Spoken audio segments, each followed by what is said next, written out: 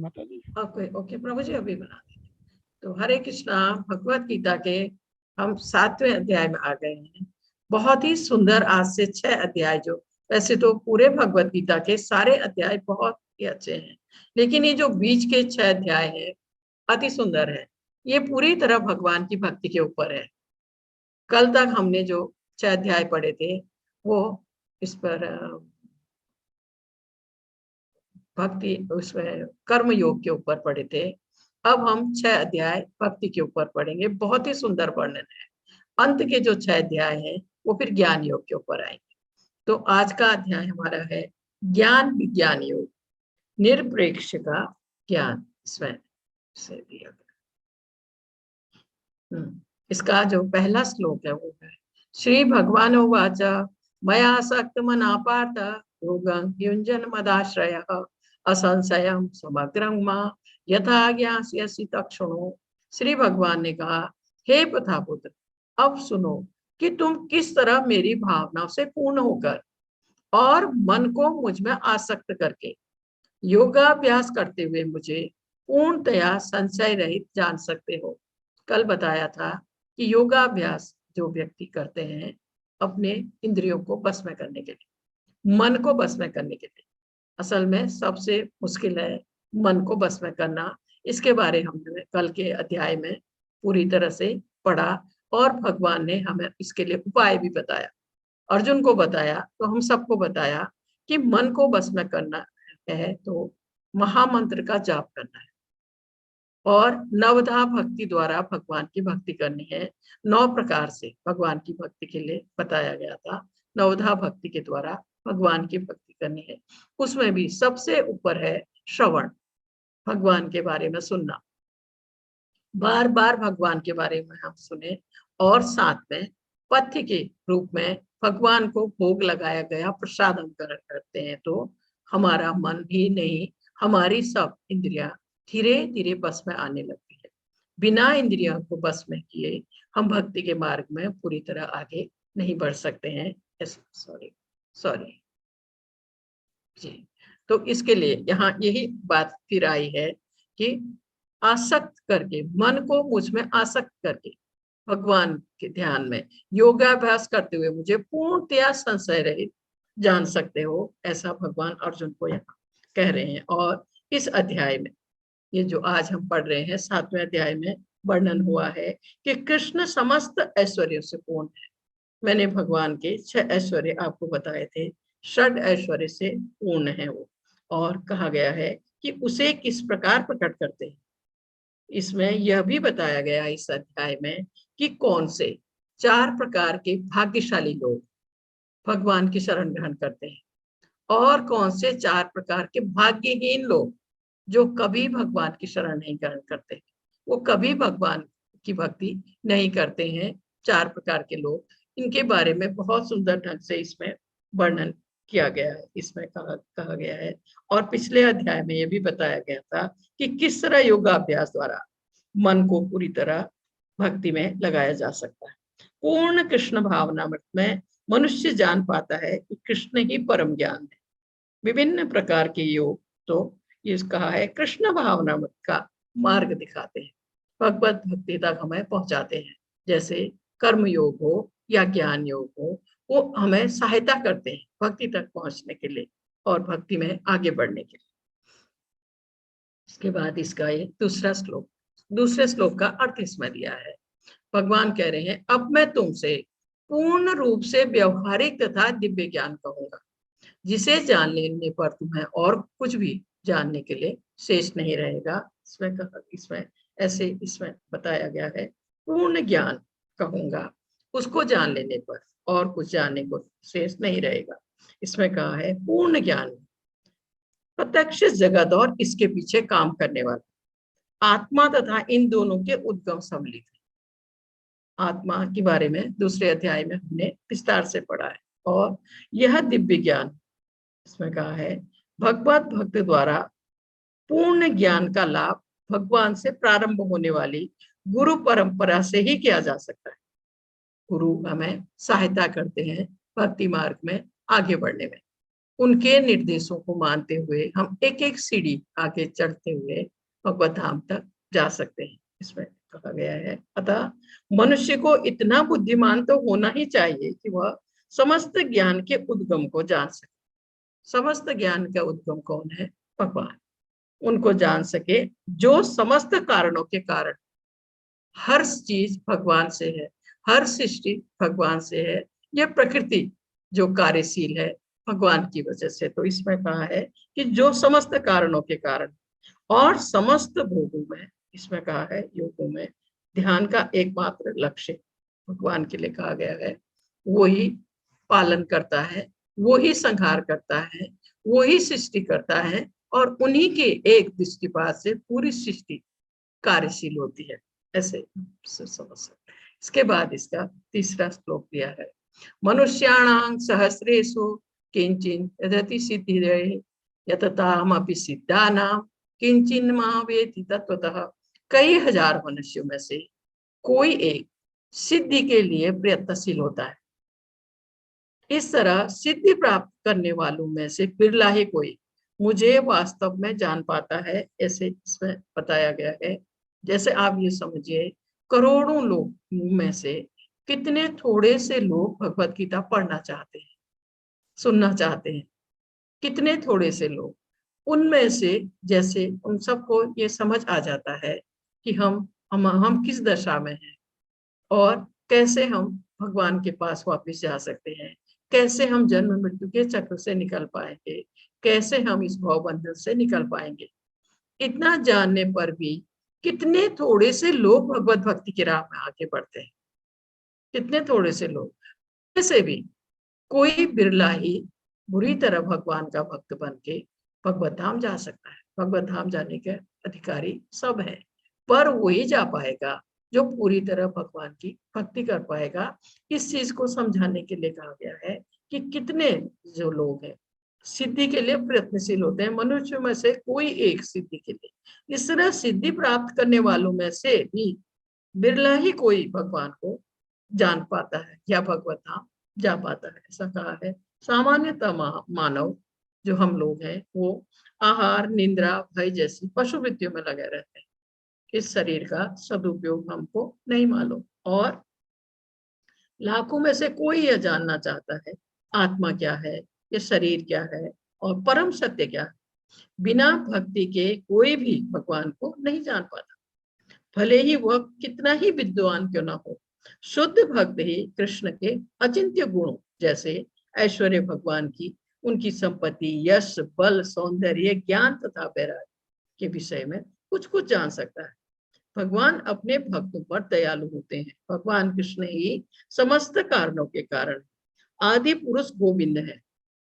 इन अभक्तों के लिए उन्हें जान पाना अत्यंत कठिन है। अभक्त तो भगवान के बारे में कभी जान ही नहीं सकता, अभक्त या नास्तिक जिसमें। और ये जैसे समझाने के लिए दिया है, ये आप देख रहे हैं हजारों लोग हैं, भीड़ है लोगों की, इसमें से कुछ लोग तो इसमें ये दौड़ या जो भी है इसमें भाग लेने के लिए आगे आए। इसमें से बहुत थोड़े से लोग, उसमें से कोई बिरला ही एक या दो लोग वो जीत पाए इसको। इसी तरह से कि भक्ति, भगवान की भक्ति के मार्ग में भी जैसे आप देखिए कितने थोड़े से लोग भगवत गीता सुनना या उसको पढ़ने की कोशिश करते हैं, उसमें से भी आधे लोग बीच में ही छोड़ जाते हैं। अब सोचिए, लेकिन इस मार्ग में आगे वही बढ़ता है जिस पर भगवत कृपा होती है, वही जानकर सुनकर भगवान की भक्ति करता है और इस जन्म मृत्यु के चक्र से निकल पाता है, जिस पर भगवत कृपा होती है। थोड़े समय के बाद, क्योंकि उनकी जिज्ञासा ही नहीं है भगवान के बारे में जानने की, तो वो लोग पूरा सुनना भी नहीं चाहते, आप ऐसे सोचिए।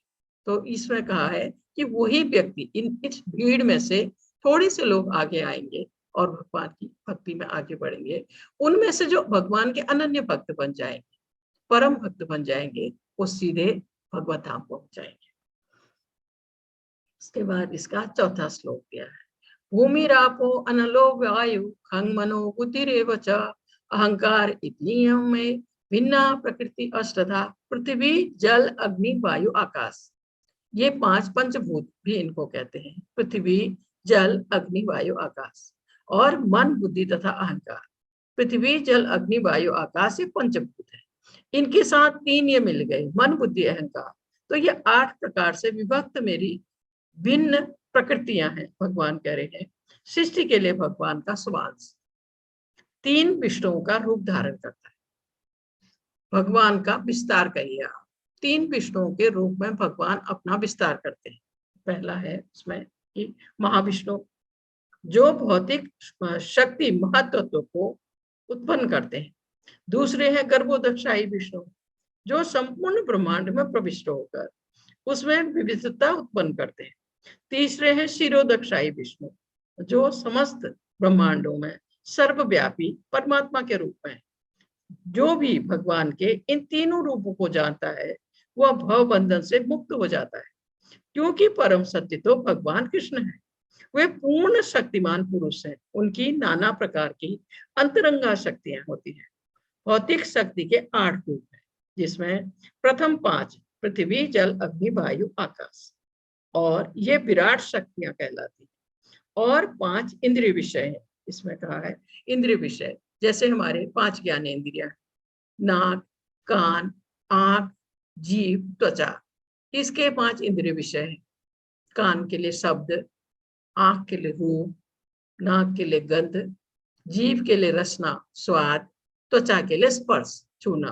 तो ये 5 हमारी इंद्रिय विषय है। इसमें शब्द, स्पर्श, रूप, रस, गंध। इसके बाद आता है इनके साथ मन बुद्धि और अहंकार। ऐसे आप इसको समझ सकते हैं। इसके बाद इसमें मन बुद्धि और अहंकार आता है। इसको इसके अगले श्लोक में भी थोड़ा ऐसे समझाया गया।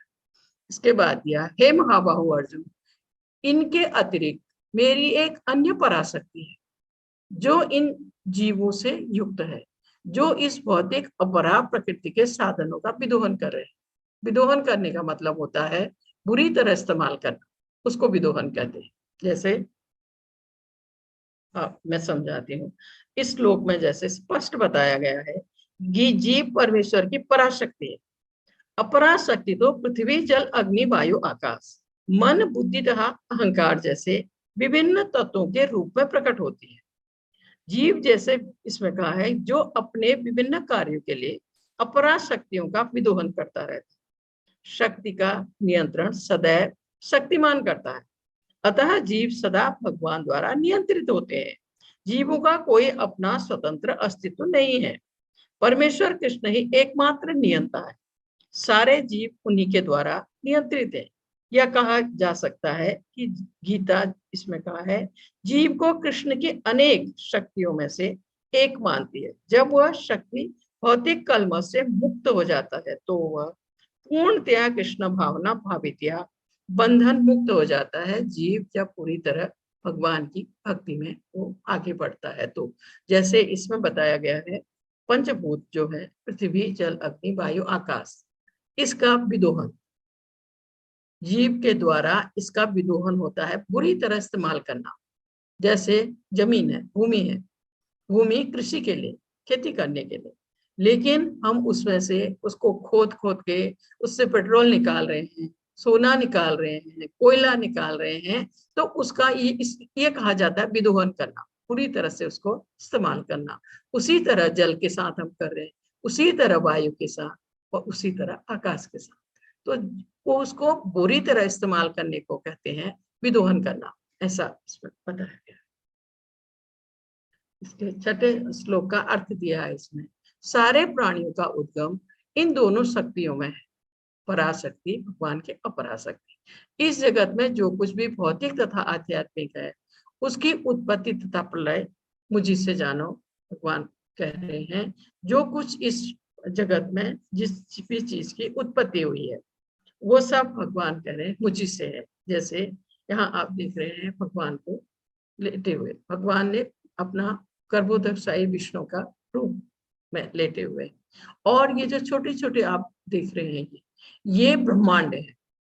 ऐसा नहीं कि ये एक ही ब्रह्मांड है जिसमें हम हैं, कई ब्रह्मांड है, असंख्य ब्रह्मांड है। और असंख्य ब्रह्मांड में असंख्य जीव है।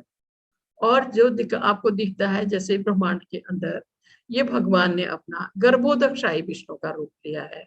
गर्भोदक ओशन है नीचे, उसके ऊपर शेष, जो शेषनाग है, उसकी सैया पर भगवान है। और जब ये सांस छोड़ते हैं भगवान, तो ये ब्रह्मांड उत्पन्न होते हैं, निकलते हैं उनसे बाहर। और जब वो सांस समेटते हैं, प्रलय का समय जब आता है, वो जैसे सांस अंदर खींचते हैं, तो ये सारे ब्रह्मांड उन्हीं में समा जाते हैं।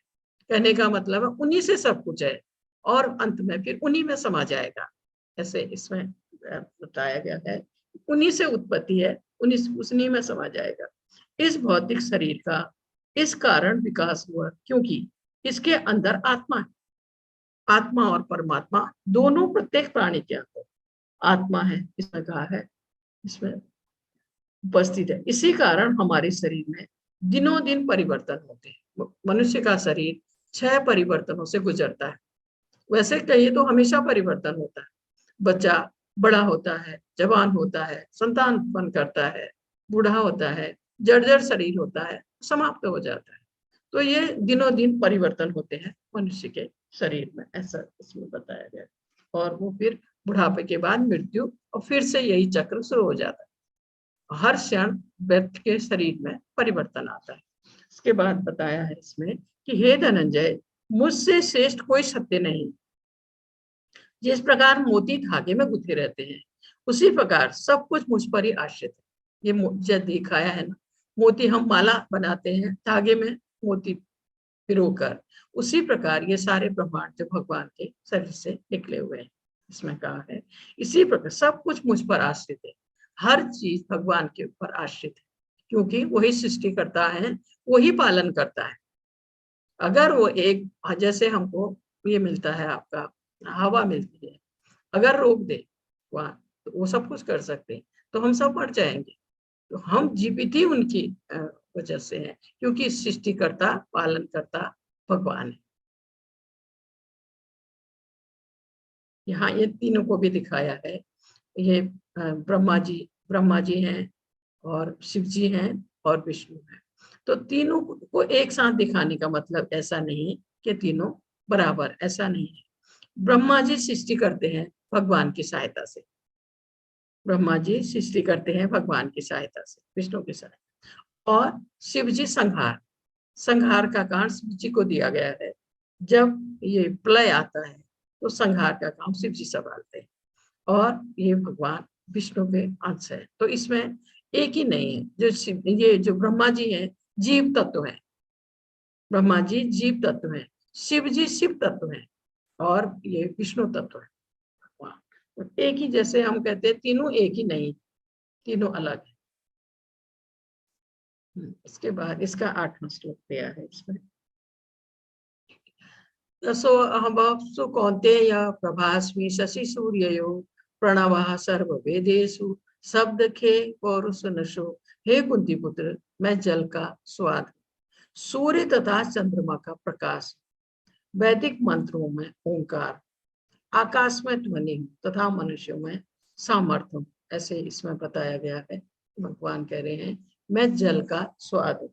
जैसे जब हम पानी पीते हैं, तो तब हम उसका, जल का असल में सबसे अच्छी चीज क्या है? जल का स्वाद। तो जब हम पानी पीते हैं, तो उसका स्वाद हमको जब लगता है, अच्छा लगता है, तो तब हम ऐसा नहीं सोच पाते हैं, जबकि हमें ऐसा सोचना चाहिए कि ये जो जल का स्वाद है, ये भगवान भगवान है। ऐसा अभी बाद में आएगा। बहुत अच्छी तरह से एक एक चीज के लिए यहाँ समझाया गया है कि मैं जल का स्वाद हूँ, और सूर्य चंद्रमा है तो मैं उसमें हूँ। तो ये चीज है इसमें बहुत अच्छे से बाद में समझाई गई है। इसके लिए ऐसे कहा गया है कि भगवान किस प्रकार अपनी विविध परा तथा अपरा शक्तियों द्वारा सर्वव्यापी है। वैसे आप सोचिए, भगवान तो गोलोक वृंदावन में लीला कर रहे हैं, ग्वाल वालों के साथ माखन चोरी कर रहे हैं, माँ यशोदा छड़ी लेके उनके पीछे भाग रही हैं। ये वो तो अपनी लीला कर रहे हैं, लेकिन यहाँ पृथ्वी पर या इस ब्रह्मांड में, प्रत्येक ब्रह्मांड में ये सब कुछ हो रहा है उनकी शक्तियों के द्वारा। भगवान अपनी शक्तियों के द्वारा यहाँ सब कुछ कर रहे हैं, इसमें कहा है उनकी पराशक्ति तथा अपराशक्तियों द्वारा सर्वव्यापी है, हर जगह पर है। परमेश्वर की अनुभूति उनकी विभिन्न शक्तियों द्वारा हो सकती है। जिस प्रकार सूर्य देवता एक पुरुष है, अपनी सर्वव्यापी व्यापी शक्ति सूर्य प्रकाश द्वारा अनुभव किया जाता है, हर जगह पर सूर्य का प्रकाश होता है। उसी प्रकार भगवान अपने धाम में रहते हुए भी अपनी सर्वव्यापी शक्तियों द्वारा अनुभव किए जाते हैं। जल का स्वाद जल का मूलभूत गुण है, जो उसके उसके कहा है उसके प्रति आकर्षण ये के कारण स्वाद का उसके प्रति हमारा आकर्षण क्यों है, क्योंकि वो शुद्ध है, वो स्वाद है। ऐसे इसमें समझाने के लिए ऐसे कोशिश किया गया। जैसे दिया है पानी है, तो उसका जो असल तत्व क्या है, स्वाद। इसमें चांद सूरज है तो रोशनी। वैदिक मंत्र में सबसे ऊपर क्या है, ओम। इथर ध्वनि, आकाश को इथर भी कहते हैं, ध्वनि। आदमी है तो उसमें सबसे अच्छा क्या है, योग्यता है। पृथ्वी है तो सुगंध, आग है तो उसकी तपिश। सभी जीवों की जो है उसमें जिंदगी है, सभी तपस्वी जो है उनमें तपस्या है, सभी अस्तित्व है, मूल बीज है। बुद्धिमान की बुद्धि है और सभी शक्तिशाली पुरुषों में कौशल है, इसमें कहा है। और मजबूत जुनून और इच्छा से रहित जो है वो शक्ति है। धार्मिक सिद्धांतों के विपरीत नहीं, वो सेक्स लाइफ है जो मर्यादा के अंदर है, और धार्मिक सिद्धांतों के अंदर है जो उसमें सेक्स लाइफ है, ऐसा बताया। इसके 12वें श्लोक का अर्थ इसमें दिया है, तुम जान लो कि मेरी शक्ति द्वारा सारे गुण प्रकट होते हैं।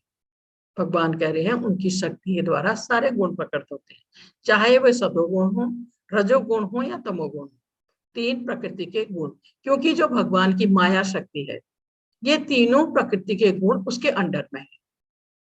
सतोगुण हो, रजोगुण हो, तमोगुण हो, माया शक्ति के अंदर में, और हम इन गुणों के अंदर में, इन गुणों के बंधन में है। हम माया शक्ति भगवान के अंदर में, ऐसे आप सोचिए।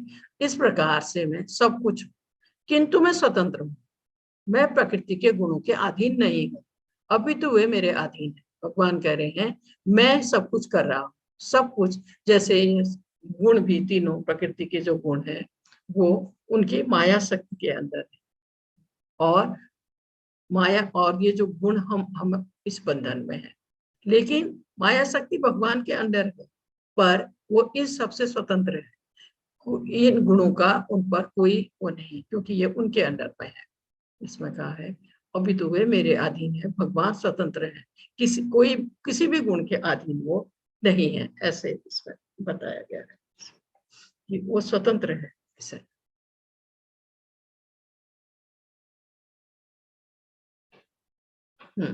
और फिर कहा है तीनों गुण सतो रजो तमो के द्वारा मोहग्रस्त यह सारा संसार मुझ गुणातीत तथा अविनाशी को नहीं जानता, क्योंकि हम इस बंधन में है, सतोगुण रजोगुण तमोगुण के बंधन में है, मोहग्रस्त है। हमें भगवान के बारे में पता ही नहीं, पूरा हम इस बंधन में है और इसी में रह जाएंगे अगर हम भगवत भक्ति नहीं करेंगे तो इन गुणों के फेर में जब है हम मोहग्रस्त है और भगवान को नहीं जान पाते। अविनाशी कहा गया, अविनाशी उसको कहते हैं जिसका नाश नहीं होता, जो विलय नहीं होता। और यहाँ ये दिखाया गया है सतोगुण रजोगुण तमोगुण, हम यहाँ हैं इसके बंधन में, और ये तीनों गुण भगवान की माया शक्ति के अंदर में है। और नीचे दिखाया गया है ये तीनों गुणों का, यहाँ भी जैसे तमोगुण की स्थिति है और रजोगुण की स्थिति है, और इन दोनों से आगे बढ़कर जो है सतोगुण। सतोगुण में व्यक्ति शांत होता है, धैर्यवान होता है, वो शास्त्रों को पढ़ चुका होता है, ज्ञान होता है, उसको भगवत भक्ति करने लगता है। फिर वहां उसको गुरु की सहायता की आवश्यकता है सतोगुण में पहुंचने के बाद, और गुरु की सहायता से एक एक कदम बढ़ाते हुआ वो भगवत धाम भी जा सकता है। वही इसमें दिखाया गया है। इसके बाद इसका 4वां श्लोक दिया है, देवी होषा गुणमयी मम माया दुरत्यया मामेव ये प्रवर्तन्ते माया में ताम तरन्ति ते। प्रकृति के 3 गुणों वाली इस मेरी देवी शक्ति को पार कर पाना कठिन है, पर ये जो तीनों गुणों की जो शक्ति है, सतोगुण, रजोगुण, तमोगुण, इसमें कहा गया है कि इसको पार करना कठिन है, इसको पार कर, किंतु जो मेरे शरणागत हो जाते हैं वे सरलता से इसे पार कर जाते हैं। लेकिन जो भगवान के शरणागत हो जाते हैं, मतलब जो भगवान की भक्ति में आगे बढ़ते हैं, पूरी तरह भगवान को समर्पित होकर उसकी उनकी भक्ति करते हैं, वो इन गुणों को पार कर जाते हैं। भगवान का भक्त इन गुणों को पार कर जाता है। ऐसे इसमें कहा है भगवान की शक्तियां अनंत।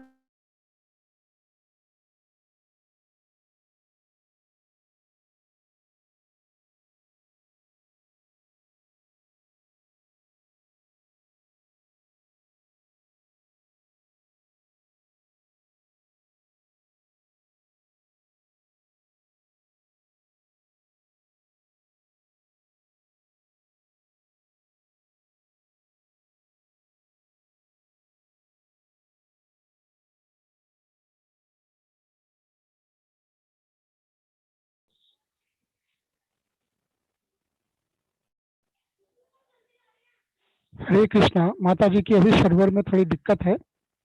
अभी हम लोग बने रहें, जस्ट अभी तुरंत ज्वाइन हो जाएंगे।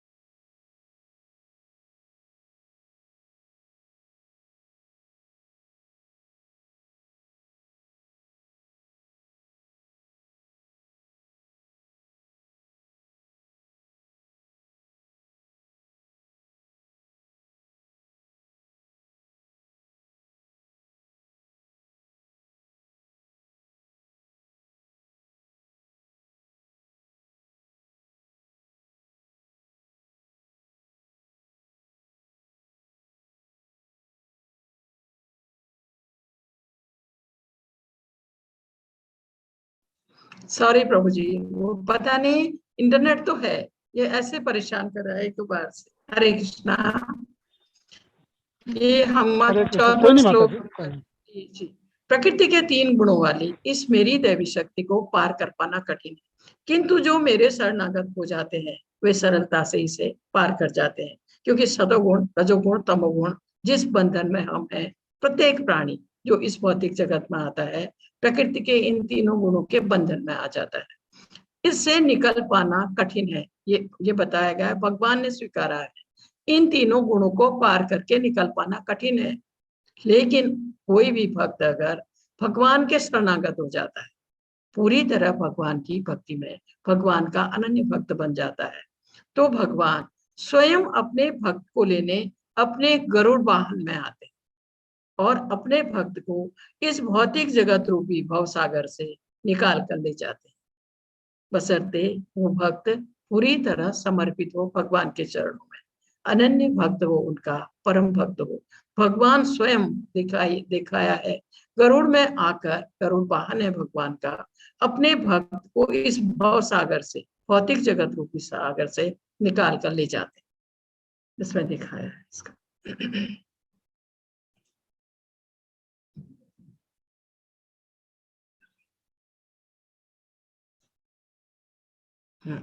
इसके बाद इसमें दिया है इसका 14वां श्लोक। देवी होशा गुणमयी मम माया तुरत्या मामे ये प्रबद्धन्ते माया मेता तरंति ते।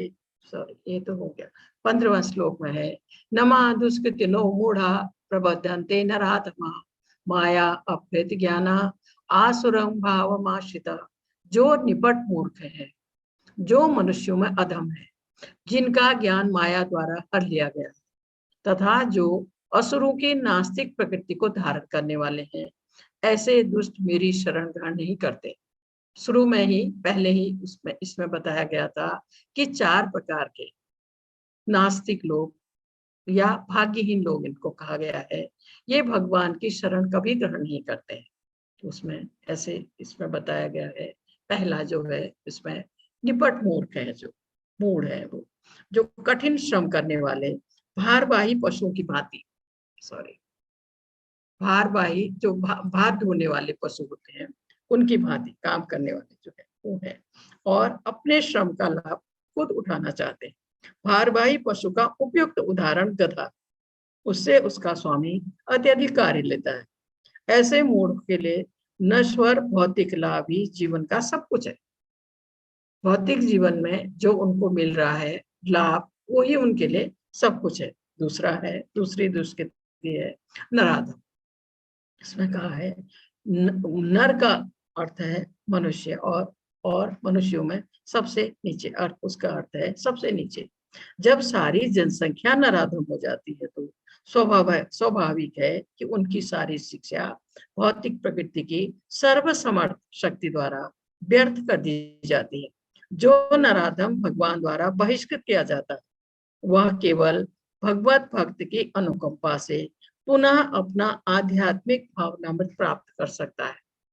अगर वो नराधम को बुद्धि आ गई और उसको भाग्य से किसी कृष्ण भावना भावित भक्त का साथ मिल गया, तो वो तो भी उबर सकता है, तो भी वो उससे निकल सकता है, ऐसा इसमें बताया गया है। तीसरी जो दुष्कृति है, या तीसरी जो वो है दुष्कृति श्रेणी जो है, वो माया अपने ज्ञाना वाली, जिनका ज्ञान माया ने हर लिया है। माया है भगवान की शक्ति, उसने जिनका ज्ञान हर लिया है। माया अपहृत ज्ञाना वो व्यक्ति है जिनका ज्ञान माया द्वारा हर लिया गया। अधिकांशतः बुद्धिमान व्यक्ति होते हैं, जैसे दार्शनिक, कवि, साहित्यकार, वैज्ञानिक आदि।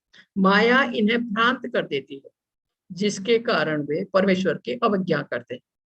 इस कलयुग में माया अपहृत ज्ञाना की बहुत बड़ी संख्या है। ऐसे लोग भगवान का उपहास करते हैं और उन्हें एक सामान्य मनुष्य मानते हैं। भगवान को उनके लिए कहा गया है जिनका ज्ञान माया ने हर लिया है। चौथी दुष्कृति जो है वो है चौथी श्रेणी आसुरी सिद्धांत वालों की। यह श्रेणी पूर्ण रूप से आस्तिक नास्तिकों की है, जो भगवान को नहीं मानते। भगवान की पूजा नहीं करते, या पूरी जो श्रेणी है नास्तिकों की, ऐसे लोग भगवान को नहीं मानते, जिनके जीवन का एकमात्र उद्देश्य भगवान को नकारना है।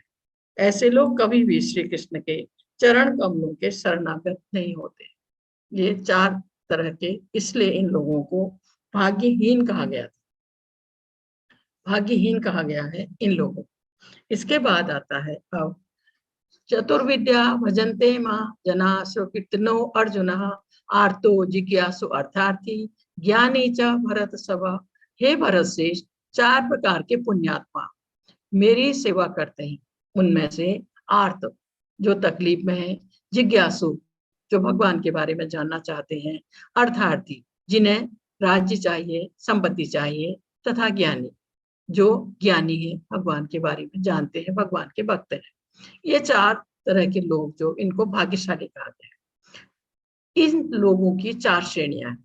जो पीड़ित हैं, तकलीफ में है, वे जिन्हें धन की आवश्यकता है, वे जिन्हें जिज्ञासा है, और वे जिन्हें परम सत्य का ज्ञान है। ये सारे लोग विभिन्न परिस्थितियों में परमेश्वर की भक्ति करते रहते हैं। शुद्ध भक्ति निष्काम होती है और उसमें किसी लाभ की आकांक्षा नहीं रहती है। इसमें इसी चीज को यहाँ हमने अच्छी तरह समझाने की कोशिश की है। पहला जो है आरती। आरती मतलब तकलीफ में है, जो जैसे ये गजराज है, द्रौपदी है और सुखदेव की माँ है, ये 3 तकलीफ में है, और ये ज्ञानी लोग हैं सब, और ये जिज्ञासु है नैमिषारण्य में, और ये जो ध्रुव है और सुग्रीव है, इनको राज्य भी चाहिए और धन भी चाहिए, संपत्ति भी चाहिए। तो आरती, जिज्ञासु, जिज्ञासु, ज्ञानी और अर्थार्थी, 4 प्रकार से ये गजराज है। ये गजराज पहले जन्म में भक्ति की है इसने, और इसको ये जन्म मिला है हाथी का। और एक सुंदर सरोवर है जहां देवता लोग जाते हैं सरोवर में स्नान करने। ये हाथी, ये गजराज है इसका नाम। ये गजराज कुछ हथिनियों को लेकर इसके पीछे खड़े हैं। उनको लेकर एक दिन इस सरोवर में घुस गया। तो उस सरोवर के किनारे पे एक मगर रहता है। उस मगर को गुस्सा आया, उसने इसका पैर पकड़ लिया। बहुत लंबे समय तक इन दोनों में ये रस्साकसी चलती रही। न मगर ने हाथी का पैर छोड़ा, न हाथी अपना पैर छोड़ा पाया। तो उसके बाद जब इस बहुत समय हो गया, तो इसको गजराज को भगवान की याद आई, क्योंकि इसने पहले उसमें भक्ति की थी उनकी, उसको याद आई। उसने भगवान को याद किया, भगवान आए, मगर को मारा और इसका पैर छोड़ा। दूसरा द्रौपदी। द्रौपदी के बारे में आप सबको पता है। जब जुए में धोखे से कौरवों ने पांडवों को हराया और उसने युधिष्ठिर ने द्रौपदी को दांव में लगा दिया, तो वो भी हार गया। तो दुशासन ने और इसने दुर्योधन ने भरी सभा में द्रौपदी को निर्वस्त्र करना चाहा। द्रौपदी ने हाथ जोड़कर भगवान को याद किया और भगवान आए, उन्होंने उसकी मदद की, द्रौपदी की लाज बचाई। दुशासन वस्त्र खींचते थक गया, हार कर बैठ गया, पर भगवान ने द्रौपदी को निर्वस्त्र नहीं होने दिया, उसकी लाज बचाई। तीसरा जो है, ये सुखदेव गोस्वामी की माँ, वेदव्यास जी की पत्नी है। सुखदेव गोस्वामी असल में कहते हैं कि राधा रानी के पैरट थे, तोता सुखदेव गोस्वामी। और एक शिव जी अपनी पार्वती जी को भगवान के बारे में सुना रहे थे या भागवत सुना रहे थे, तो उन्होंने कहा था कि तुम बीच बीच में हाँ या कुछ ऐसे इशारा करना जिससे ये लगे कि तुम सुन रही हो उस चीज को। तो और जब वो सुनाते जा रहे थे, बाद में देखा पार्वती जी तो सो रही है, उनको तो नींद आ गई। तो उनको लगा फिर ये हूँ हाँ कौन कर रहा है। जब शिव जी ने बाहर जाके देखा तो पेड़ में बैठा हुआ वही पैरट राधा रानी का जो तोता, वो हूँ हाँ कर रहा था। शिव जी गुस्से के मारे उसके पीछे भागे और वो भी भागा, दोनों गए। तो इनके जो ये सुखदेव गोस्वामी की जो माँ है, वो ये जो वेदव्यास जी की पत्नी, मुंह खुला हुआ था, बातें कर रही थी किसी से। तो वो जो पैरट था राधा रानी का जो तोता था, बहुत छोटा रूप लेकर उनके मुंह में घुस के उनके गर्भ में चला गया। वही सुखदेव गोस्वामी है, इसलिए कहते हैं उनको कि राधा रानी का पैरट। तो उनको 12 साल हो गए, वो इनकी उनके गर्भ से बाहर नहीं आए। 12 सालों 9-10 महीने में ही स्त्रियों को कितनी कष्ट होता है, कितनी तकलीफ होती है। वो बेचारी 12 साल से इस कष्ट को झेल रही। फिर उसने भगवान को याद किया, भगवान आए, तब उन्होंने पूछा कि तुम बाहर क्यों नहीं आ रहे। उसने कहा मैं बाहर आऊंगा तो मुझे ये माया घेर लेगी, मतलब ये 3 गुणों के फेर में आ जाऊंगा, क्योंकि जो भी इस पृथ्वी में जन्म लेता है वो इस 3 गुणों के फेर में आ जाए। तब भगवान ने उनको वचन दिया कि तुम्हें माया छुएगी भी नहीं, तुम बाहर आओ। तब वो बाहर आए। तो सुखदेव गोस्वामी के लिए उनका नाम सुखदेव गोस्वामी, असल में वो राधा रानी के पैरट थे पहले। तो ये इसका है, तकलीफ से मुक्ति दी भगवान ने इनको। और उसके बाद ये है आपके परीक्षित महाराज, और ये है आपके सुखदेव गोस्वामी। उसी सुखदेव गोस्वामी की बात कर रहे हैं, परमहंस थे सुखदेव गोस्वामी, परमहंस। और यहाँ पर वो भागवत सुना रहे हैं इसमें। उसके लिए क्या है कि परीक्षित महाराज युधिष्ठिर ने जब राजपाट इन्होंने संभाला। परीक्षित महाराज बहुत अच्छे सम्राट थे और भगवान के भक्त भी थे। तो जब एक दिन इनको पता नहीं क्या सूझा, जंगल की तरफ गए थे, इनको प्यास लगी। इन्होंने 2-3 बार जोर जोर से पुकारा। आश्रम था सामने, वहां से किसी की कोई आवाज नहीं आई। वो थोड़ा आगे गए तो देखा एक ऋषि ध्यान में है, पूरी तरह से ध्यान में है, और उन्होंने इनकी आवाज नहीं सुनी। तो इनको गुस्सा आया, एक मरा हुआ सांप पड़ा था पास में, उसको उठाकर वो ऋषि के गले में डाल दिया।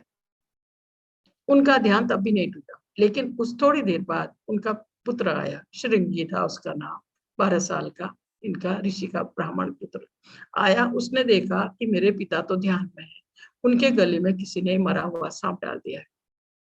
गुस्सा आया उसको, उसने हाथ में पानी लिया और श्राप दे दिया, जिसने भी मेरे पिता के गले में ये मरा सांप डाला है, 7 दिन के अंदर सांप के काटने से उसकी मृत्यु हो जाएगी। श्राप दे दिया उसने। जब उसने श्राप दे दिया, उसके बाद ऋषि का ध्यान टूटा। तब उन्होंने अपने पुत्र को समझाया कि तुमने ये गलत किया, तुम्हें ऐसा नहीं करना चाहिए था। वो बहुत अच्छे राजा हैं, बहुत अच्छे इंसान हैं, लेकिन तब तक ये बात परीक्षित महाराज तक पहुंच चुकी थी।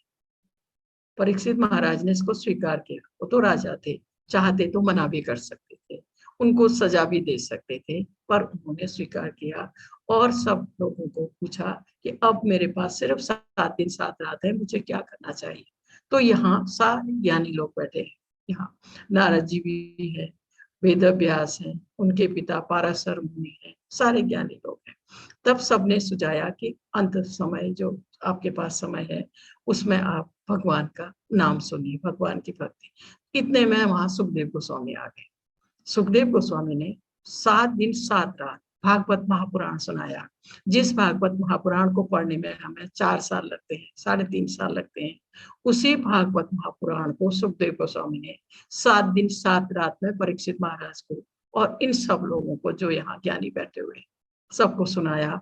जैसे ही भागवत महापुराण पूरा हुआ, इनकी मृत्यु हो गई सांप के काटने से।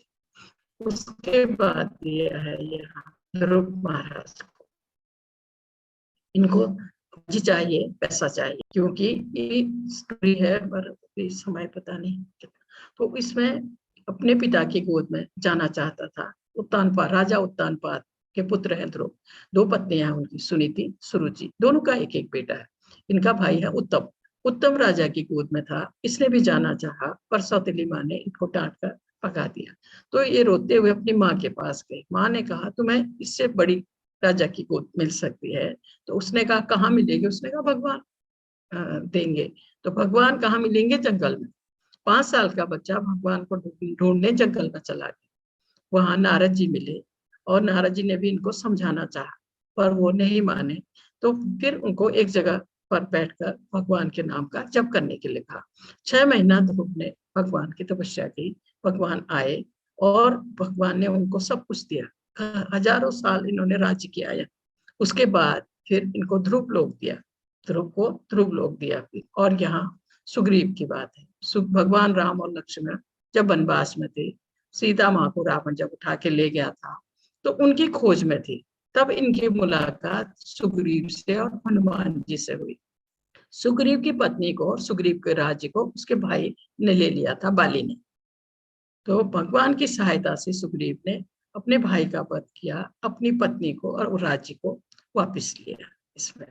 और ये है जिज्ञासु लोग, जो भगवान के बारे में और जानना चाहते हैं और सुनना चाहते हैं। तो जब भागवत हो रहा था, जब सुखदेव गोस्वामी यहाँ भागवत सुना रहे थे, तो सूत गोस्वामी यहाँ बैठे सुन रहे थे। देखिए इनकी शक्ति, एक एक शब्द जैसे सुना वैसे ही इनके हृदय में एक एक शब्द वैसा ही ये सुनाते थे, वो भी इतने बड़े उसको तो सुन रहे थे। उसके बाद यहाँ नैमिषारण्य में बहुत से संत, बहुत से योगी, बहुत से भक्त लोग जो यहाँ नहीं सुन पाए थे, उनको सूत गोस्वामी ने यहाँ फिर भागवत महापुराण सुनाया नैमिषारण्य में, तीर्थ स्थान पवित्र। तो ये जो है सब भगवान के शरण में जाना चाहते हैं। इसके बाद इसका 17वां श्लोक आता है। तेषां ज्ञानी नित्य युक्ता एक भक्ति विशिष्यते प्रियो ही जानिनो अर्थ हम सच मम प्रिय। इनमें से जो परम ज्ञानी है, शुद्ध भक्ति में लगा रहता है, वह सर्वश्रेष्ठ है, क्योंकि मैं उसे अत्यंत प्रिय हूँ और वह मुझे प्रिय है।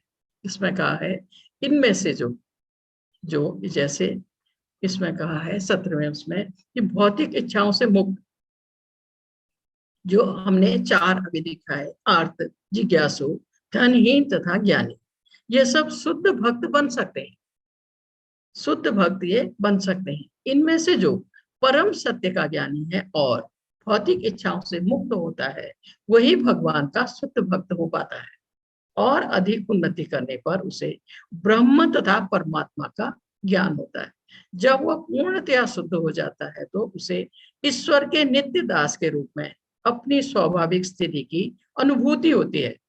प्रारंभिक अवस्था में जिस व्यक्ति को परमेश्वर का पूर्ण ज्ञान होता है, साथ ही जो भगवान की भक्ति करता है, वो उसके लिए कहा गया है वो व्यक्ति भगवान को अत्यंत प्रिय होता है, ऐसे इसमें समझाया गया। इसके बाद इसके 19वां श्लोक में बहुनाम जन्म नामन्ते ज्ञानवान मां प्रवर्तते वासुदेव सर्वमिति स महात्मा सुदुर्लभ। महात्मा कहा गया है, महात्मा मतलब महान आत्मा। अनेक जन्म जन्मांतर के बाद जिसे सचमुच ज्ञान होता है, वह मुझको समस्त कारणों का कारण जानकर मेरी शरण में आता है। ऐसा महात्मा अत्यंत दुर्लभ होता है। इसमें कहा गया है महात्मा, महान आत्मा, उसके लिए भक्ति का जो है दिव्य अनुष्ठान को करता हुआ जीव अनेक जन्मों के पश्चात इस दिव्य ज्ञान को प्राप्त कर सकता है। आत्म साक्षात्कार का चरम लक्ष्य श्री भगवान है। इसकी अनुभूति होने पर वह भगवान के प्रति आसक्त हो जाता है, उनकी शरण ग्रहण कर लेता है। श्री कृष्ण की कृपा ही सर्वस्व है, वे ही सब कारणों के कारण है। इस प्रकार की वासुदेव मयी व्यापक दृष्टि होने पर भगवान को परम लक्ष्य मानकर शरणागति प्राप्त होती है। इसमें कहा गया ऐसे शरणागत महात्मा दुर्लभ है, जो इस तरह भगवान की भक्ति में लीन है, ऐसे महात्मा दुर्लभ है। उसके बारे में यहाँ ये गोपियों के लिए कहा गया है। गोपियां के बराबर भगवान से भक्ति, भगवान से स्नेह किसी ने नहीं किया है। यहाँ तक कि गोपियों का स्थान सबसे ऊपर माना गया है। और भगवान की जो पत्नियां हैं रुक्मिणी और ये सत्यभामा, इनसे भी ऊपर इनको माना गया है, क्योंकि ऐसा शुद्ध प्रेम भगवान से किसी ने नहीं किया जैसा इन गोपियों ने। एक बार जब भगवान चले गए थे यहाँ से, नंदगांव से मथुरा, फिर नहीं आए और उन्होंने उद्धव को एक बार भेजाया, भगवान के कजन थे उद्धव को भेजा कि जाकर माँ यशोदा को या गोपियों को समझाने के उद्देश्य से भेजा भगवान ने। जब उद्धव यहाँ आए, जब उद्धव ने इनसे बातें की गोपियों से, तो उद्धव ने इनकी चरण धूली ली, जो कि इनको समझाने आए थे कि, तो इनकी चरण धूली ली उद्धव ने, क्योंकि ये महान आत्मा इनको कहा गया। इनके जैसा शुद्ध प्रेम, इनकी जैसी भक्ति भगवान की किसी ने नहीं की, इसलिए इनको महान आत्मा कहा गया। इसके बाद इसका 20वां श्लोक है। जिनकी बुद्धि भौतिक इच्छाओं द्वारा मारी गई है, वे देवताओं की शरण में जाते हैं और वे अपने अपने स्वभाव के अनुसार पूजा विशेष विधि विधानों का पालन करते हैं। इसमें कहा गया है जिनकी बुद्धि भौतिक इच्छाओं द्वारा, भौतिक उसमें हम सोचते हैं ना, इस देवता की पूजा करो, इनसे ये मांगो, ये हमें ये दे देंगे, इस तरह की जो हमारी भावना है अपने सुख के लिए देवताओं की पूजा हम करते हैं, हमें उनसे कुछ लेना होता है, हमें उनसे कुछ मांगना होता है। अब वो किस लिए है? अपने सुख के लिए, अपनी इच्छाओं को पूर्ति के लिए। तो इसलिए इसमें कहा गया है बुद्धि भौतिक इच्छाओं द्वारा मारी थी, क्योंकि भौतिक इच्छाएं हैं हमारी बहुत सारी, उसके लिए कहा गया है। स्वभाव के अनुसार, अपने अपने स्वभाव के अनुसार पूजा विशेष विधि विधानों का पालन करते हैं, देवताओं की पूजा करते हैं। प्रत्येक जीव के हृदय में परमात्मा स्वरूप में स्थित हूँ। भगवान प्रत्येक जीव के हृदय में है, परमात्मा के रूप में स्थित है। जैसे ही कोई किसी देवता की पूजा करने की इच्छा करता है, तो वो कह रहे हैं वो करता है तो मैं उसकी श्रद्धा को स्थिर रखता हूँ, जिससे वह उसी देवता की भक्ति कर सके। क्योंकि भगवान तो अंदर है, उनको तो हमारी इच्छाओं का भी पता है, हर चीज जो हम सोच रहे हैं वो भी पता है। कह रहे हैं कि जो भी देवताओं की पूजा करने की इच्छा करता है, जिस भी देवता की, तो मैं उसको स्थिर रखता हूँ, मतलब मैं उसको कहता हूँ यही कर, तुम करो इसी को, तो उसकी श्रद्धा को स्थिर रखता हूँ, जिससे वो उसी विशेष देवता की भक्ति कर सके। उसको स्थिर, उसकी इच्छा को स्थिर कर देता हूँ, ऐसा कहा। और उसके बाद 22वें श्लोक में कहा है ऐसी श्रद्धा से समन्वित वह देवता की विशेष की पूजा करने का यत्न करता है, पूजा करता है और अपनी इच्छा की पूर्ति करता है। जिस इच्छा के लिए वो देवता की पूजा कर रहा है, वो इच्छा उसकी पूर्ति होती है, क्योंकि जो भी मांगते हैं देवताओं से वो हमें मिलता है। किंतु वास्तविकता तो यह है कि सारे लाभ केवल मेरे द्वारा प्रदत्त, हम देवताओं से जो भी मांगते हैं हमें मिलता है, पर वो सैंक्शन भगवान से ही होता है।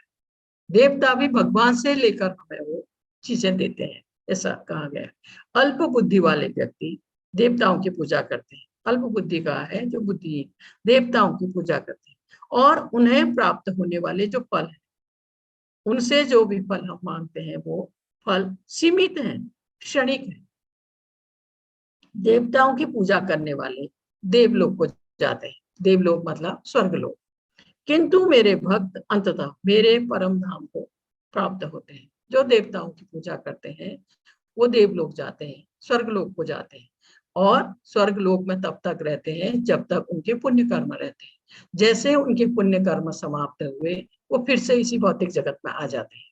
लेकिन जो भगवान के भक्त हैं, जो परम भक्त हैं भगवान के, वो भगवत धाम जाएंगे और वो फिर लौटकर इस भौतिक जगत में कभी नहीं आएंगे, हमेशा भगवान के सानिध्य में रहेंगे। यहाँ ये दिखाया है क्षीर सागर, भगवान क्षीर सागर में, और देवताओं को जब कोई मुश्किल होती है तो वो यहाँ तक आते हैं क्षीर सागर के किनारे तक, और भगवान को अपनी समस्या बताते हैं, वो उसका हल करते हैं।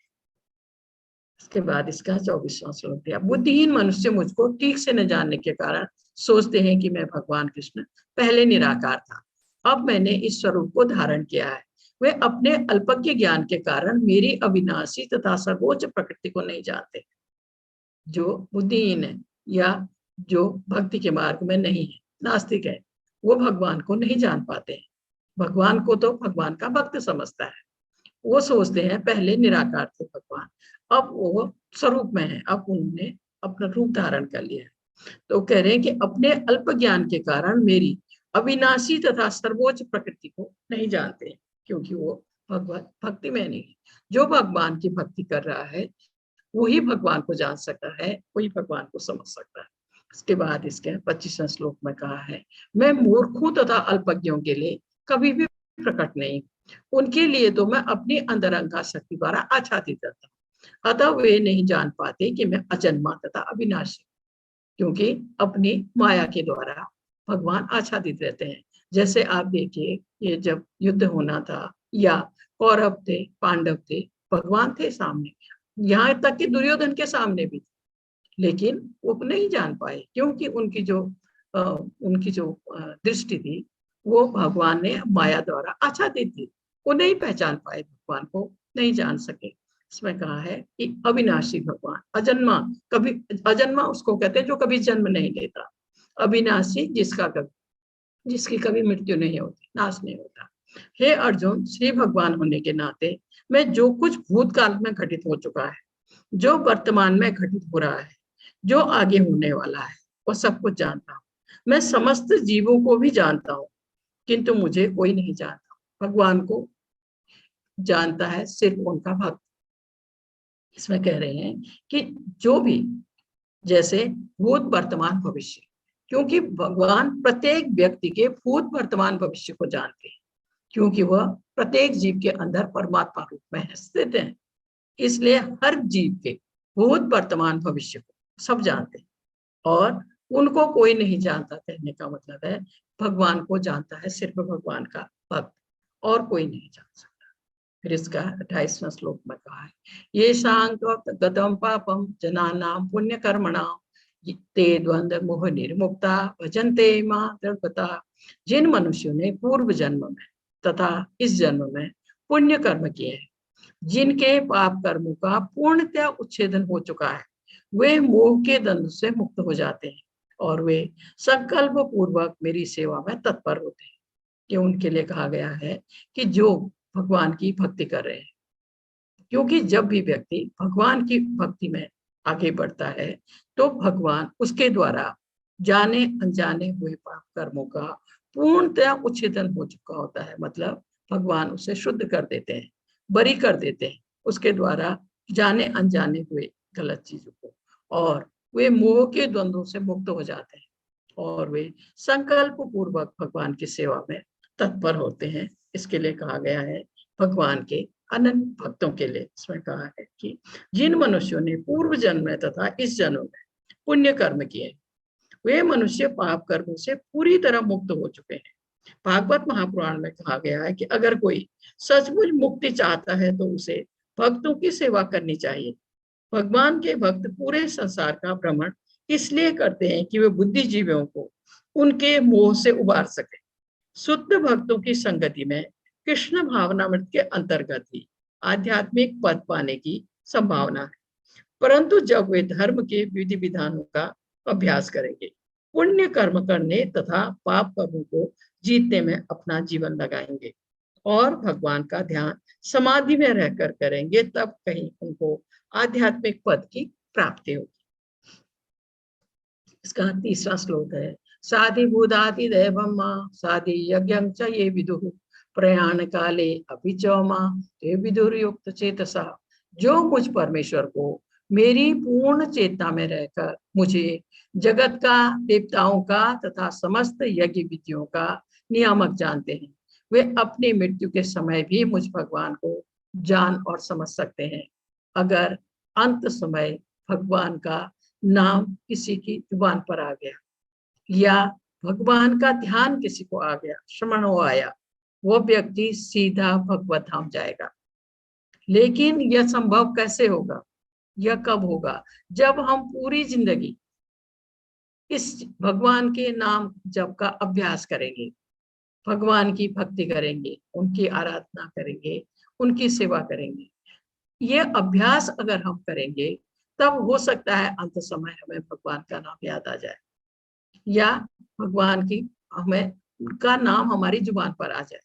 तो इसमें कहा है अपनी मृत्यु के समय भी मुझ भगवान को जान और समझ सकते हैं। कौन? जो भगवान को, परमेश्वर को पूर्ण चेतना में रहकर जगत का, देवताओं का तथा समस्त यज्ञ विधियों का नियामक जानते हैं। ऐसा कौन जानता है? भगवान का भक्त, अनन्य भक्त भगवान का, जो पूरी जिंदगी, आपने देखा होगा कृष्ण भावना भावित भक्त हैं, बड़े बड़े योगी हैं, सन्यासी हैं, ये लोग 24 घंटे भगवान का नाम याद करते हैं, हर समय भगवान का नाम जपते हैं।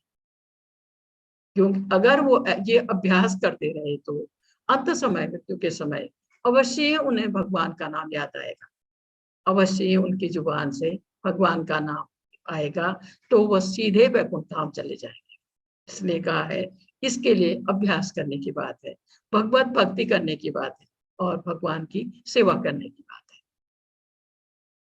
प्रभुपाद जी ने कुछ कहा है इसमें। यह 7वां अध्याय विशेष रूप से बताता है कि कोई किस प्रकार से पूर्णतः कृष्ण भावना भावित हो सकता है। कृष्ण भावना का शुभारंभ ऐसे व्यक्तियों के सानिध्य से होता है जो कृष्ण भावना पावित होते हैं। ऐसा सानिध्य आध्यात्मिक होता है और इससे मनुष्य प्रत्यक्ष भगवान के संसर्ग में आता है और भगवत कृपा से वह कृष्ण को भगवान समझ सकता है। साथ ही वह जीव के वास्तविक स्वरूप को भी समझ सकता है और यह समझ सकता है किस प्रकार कृष्ण को भुलाने से वह प्रकृति के नियमों द्वारा बंधा हुआ है। वह यह भी समझ सकता है कि मनुष्य जीवन कृष्ण भावनामृत को पुनः प्राप्त करने के लिए मिला है, अतः इसका सदुपयोग ईश्वर की अहेतु की कृपा प्राप्त करने के लिए करना चाहिए। हरे कृष्ण। हरे कृष्ण।